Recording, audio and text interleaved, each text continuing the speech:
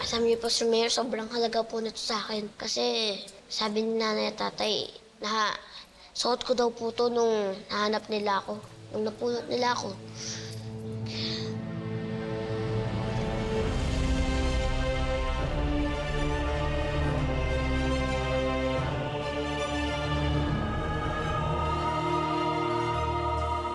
Sir? Oh, Julio. Parang si Warren ho, nandyan na. Rambo, maiwan muna kita ha. Nandyan yung investigador. Kakausapin ko muna. At babanggitin ko rin sa kanya ang tungkol sa kaso mo, ha? Sige po, Sir Mayor.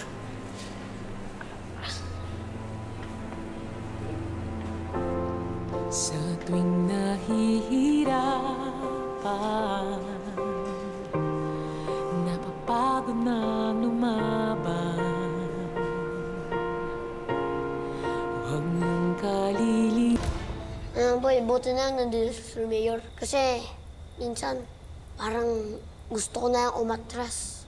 Pero pinapalakas ni Sir Mayor ang loob ko. Tumatatag ako.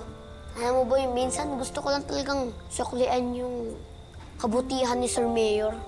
Alam mo, boy, kung kaya ko lang hanapin yung apo niya, ginawa ko na. Pero hinahanap ko din kasi magulang ko eh. Alam mo, boy, naisip mo ba? Paano kaya kung ikaw yung apo ni Sir Eduardo?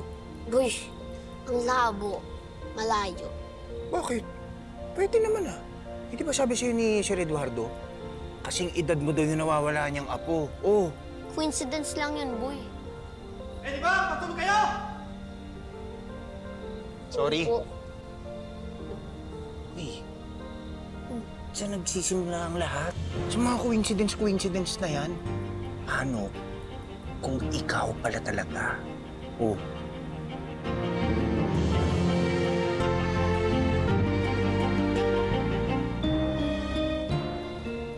Alam mo, boy, malabo yan eh. Malabo.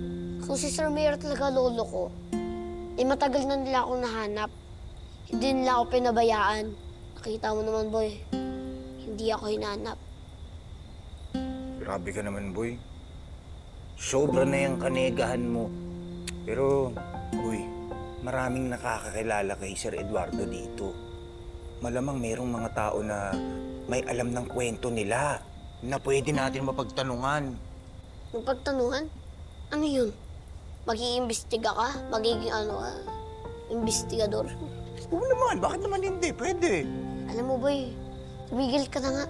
Baka malaman pa ito ni Sir Mayor eh. Nakakaya-kaya yun. Alam mo, boy, hindi nga ito iniisip ni Sir Mayor eh. Dahil sa cellphone mo eh. Matulog ka na nga, boy. Bumili ka na sa bahay mo. Kaka-cellphone mo yun eh. Wawa. Puro ka ganyan. Sige, boy. Magpapahinga na ako. Yes. Uwi muna ako, matutulog. Good night. Babalik ako dito bukas. Good night. Uy, Huwag ka maaga. Ba't ako pa maghuhugas? Sa tuwing nahihirapan, napapagod na lumaban, huwag mong kalilimutan,